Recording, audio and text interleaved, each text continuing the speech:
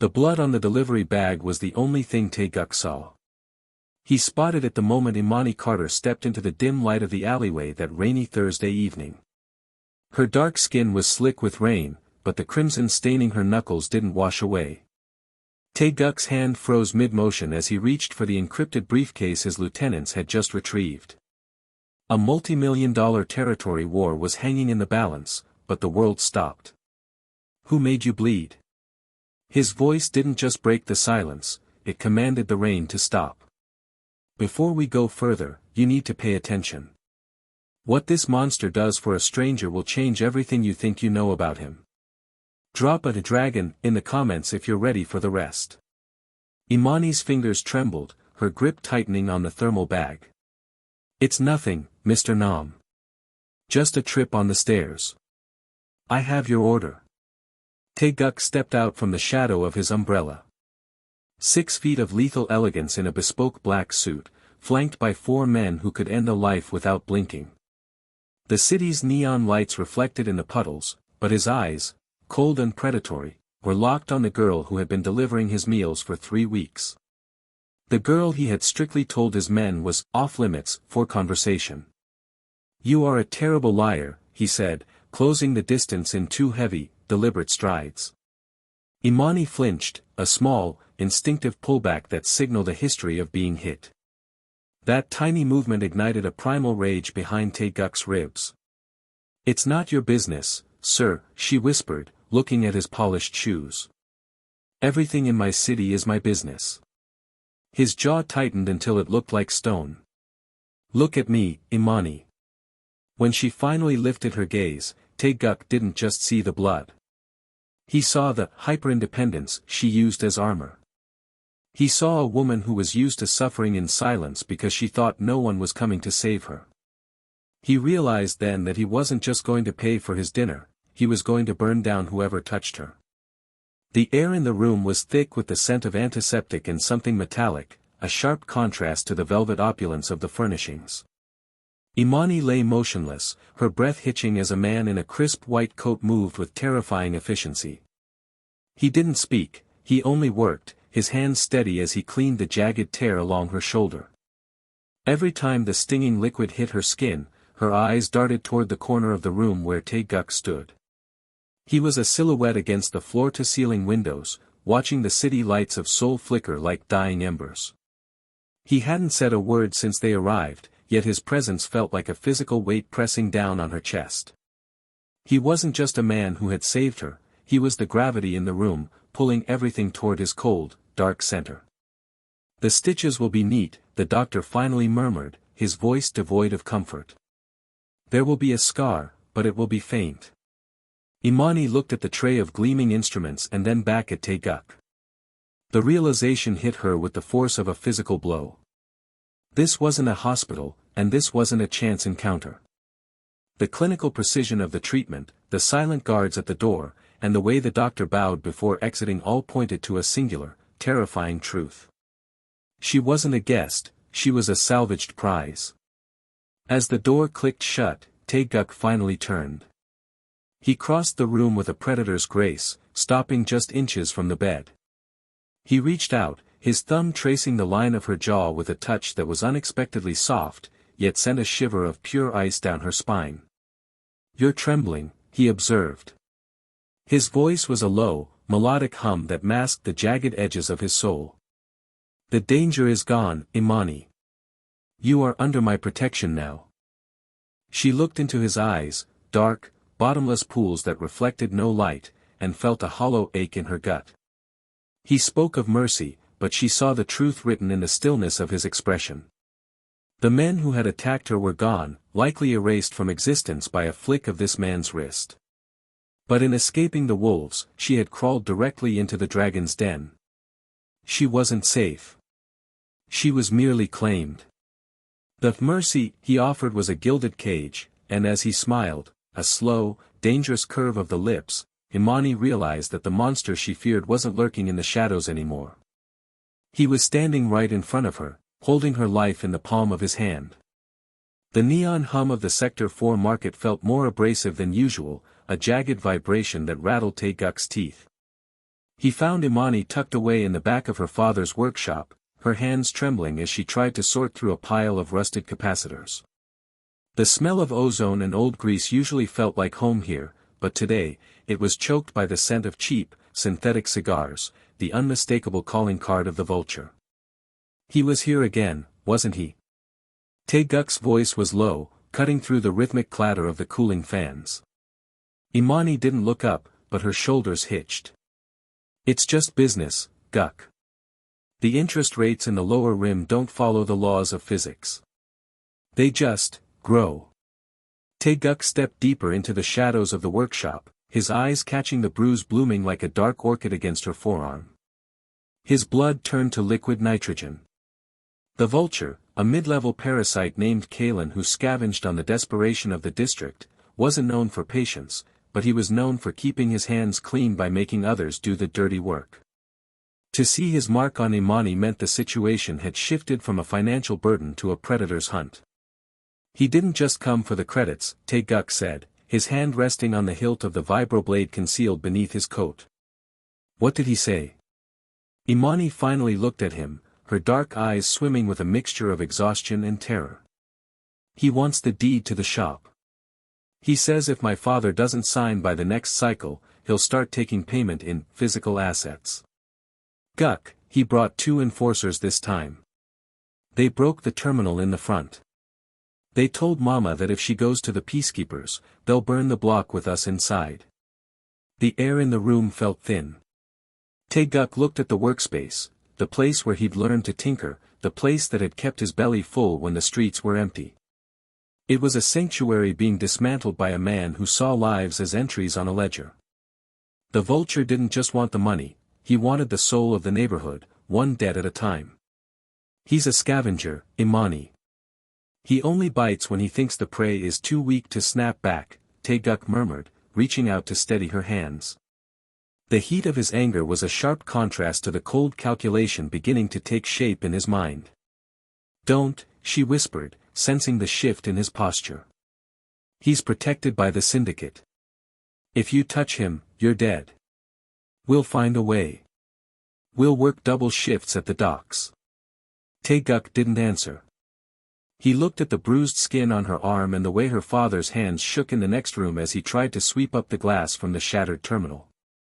The vulture had been a nuisance before, a shadow in the periphery.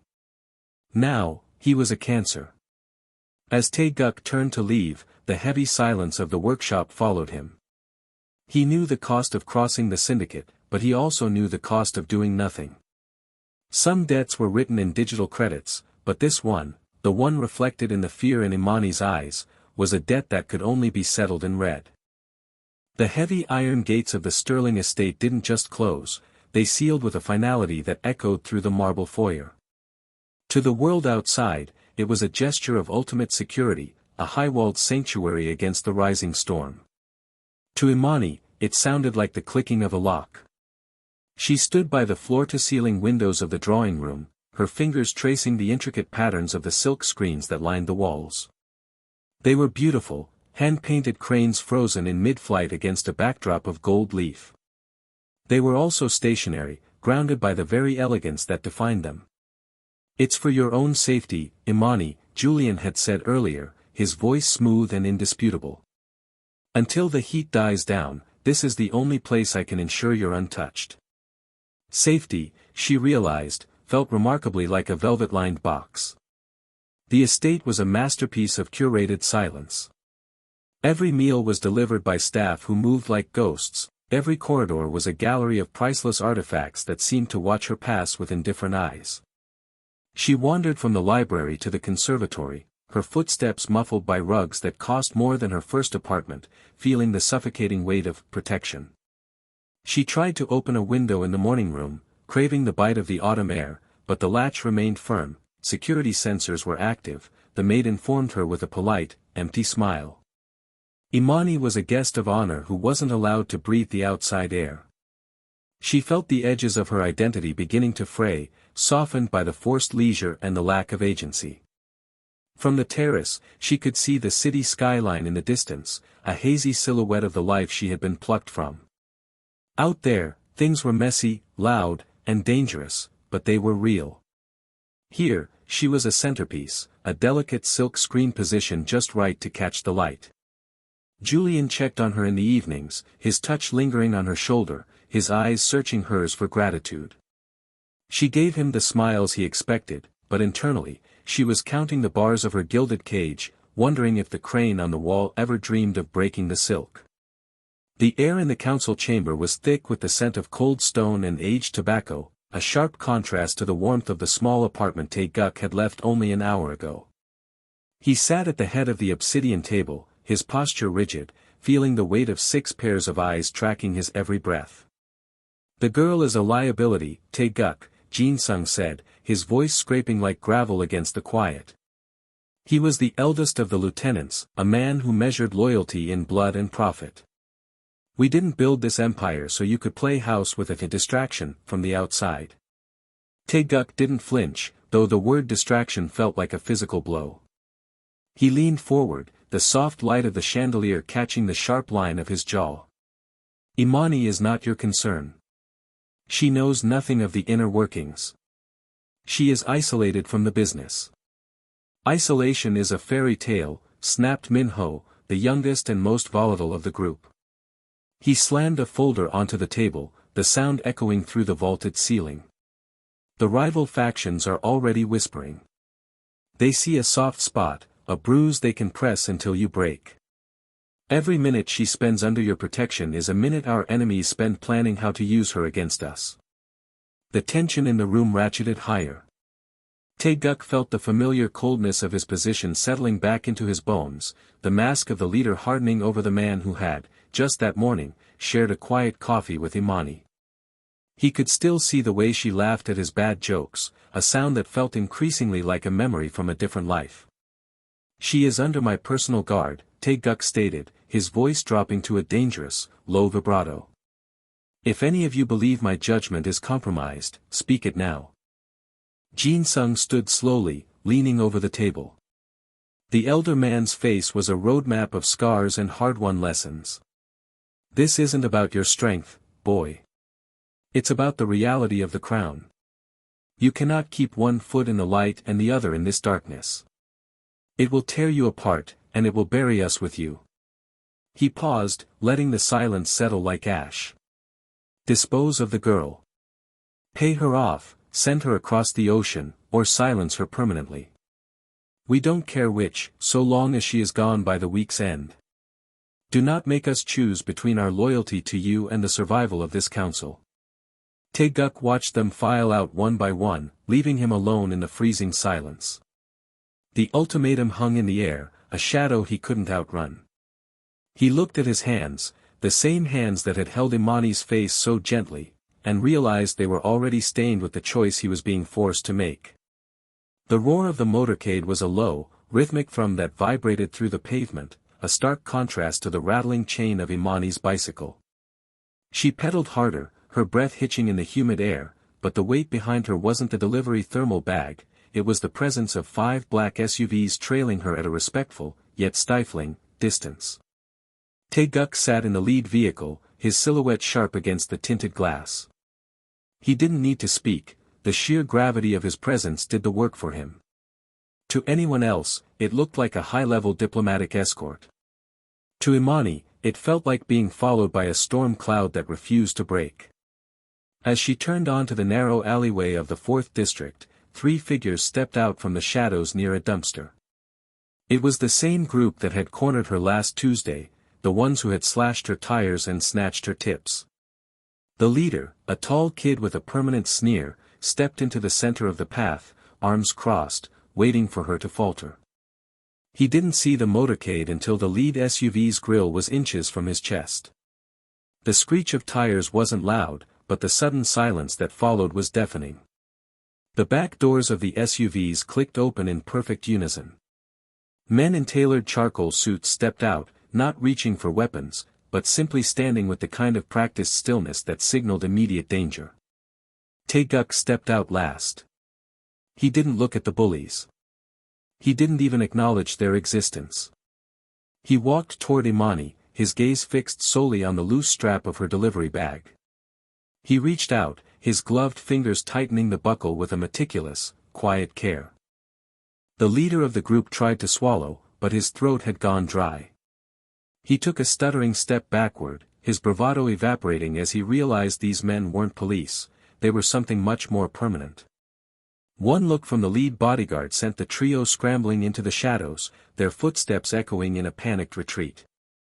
"The path is clear," Tae-guk said softly, his voice cutting through the lingering tension. He stepped back, gesturing toward the street ahead. Imani looked at the empty alley, then back at the man who had turned her mundane route into a tactical operation. Her heart was hammering, a mix of relief and a strange, burgeoning fear of the world she was being pulled into. She didn't say thank you, she couldn't find the words. She simply gripped her handlebars and pedaled forward, the heavy shadow of the motorcade falling back into line behind her, shielding her from a world that suddenly seemed much smaller than before. The vibration of the phone against the laminate countertop sounded like a cicada in the silence of the kitchen. Imani wiped her flour-dusted hands on her apron and squinted at the screen. An unknown number, but the caller ID flagged it as Courier Express. "Hello. Ms. Imani. I have a priority package here from the archives," a gravelly, professional voice said.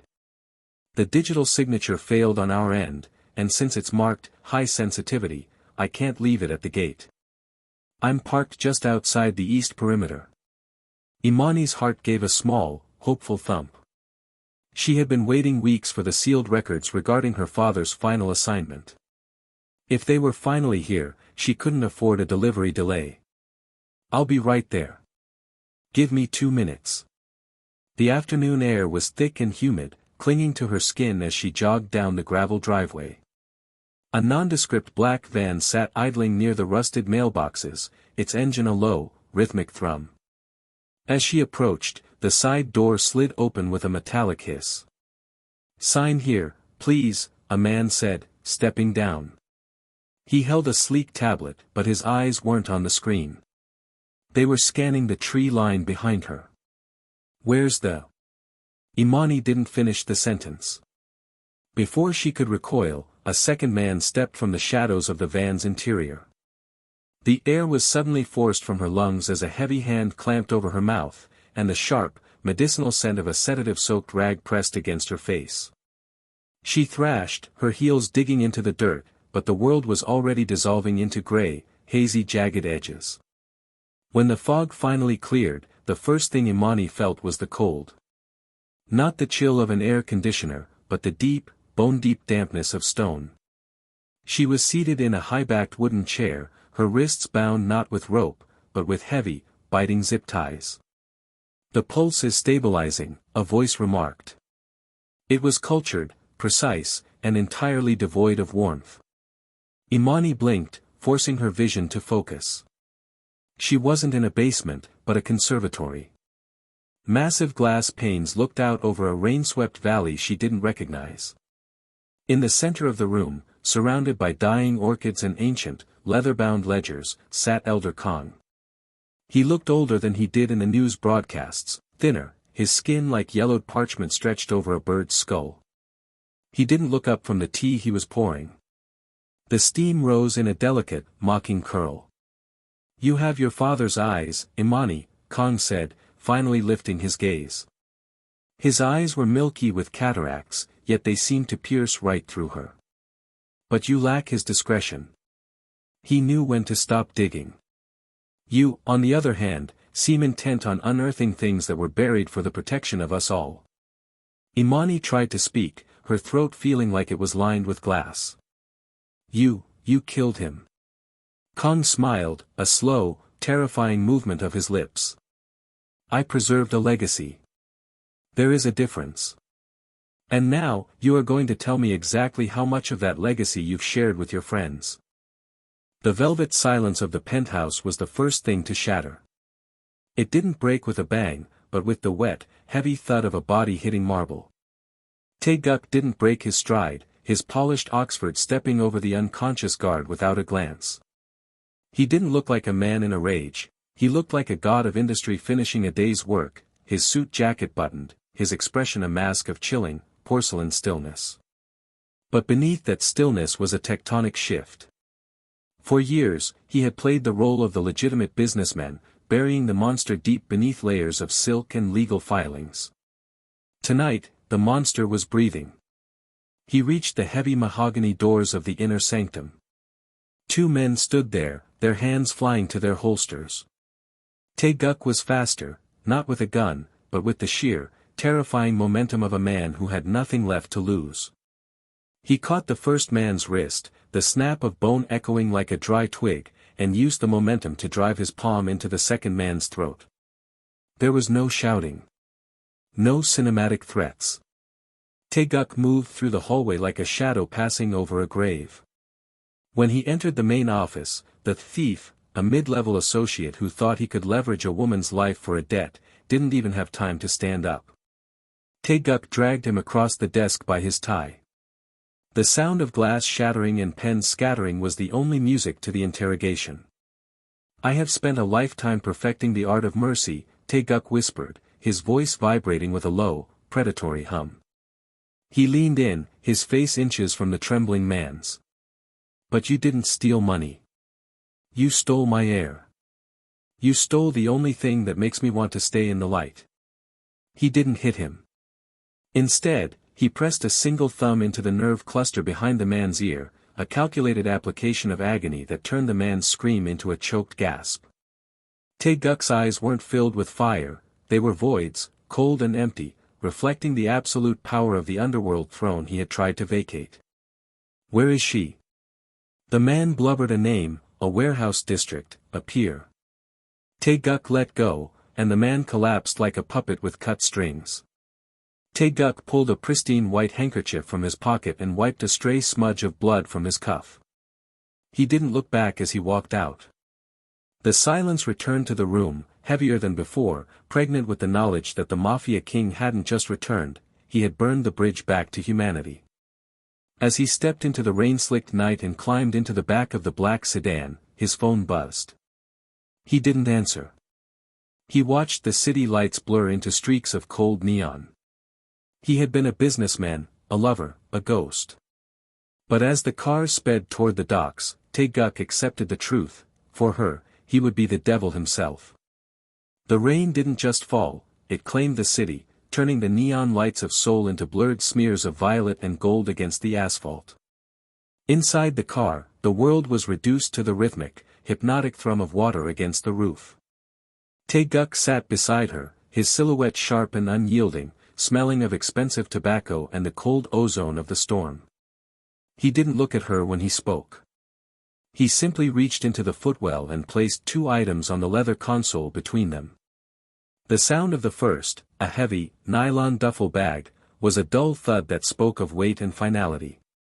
The second was the soft click of a velvet box opening. "The bag contains enough to ensure you never have to look over your shoulder again," Tae-guk said, his voice a low vibration that seemed to settle in Imani's bones. "A new name, a new city. Total erasure. It is the clean break you said you wanted when this began." Imani looked at the bag. It represented the quiet life, a porch somewhere warm, a world without the constant, jagged edge of fear. Then, her eyes drifted to the ring. It wasn't a diamond. It was a band of hammered black gold, understated and lethal in its elegance.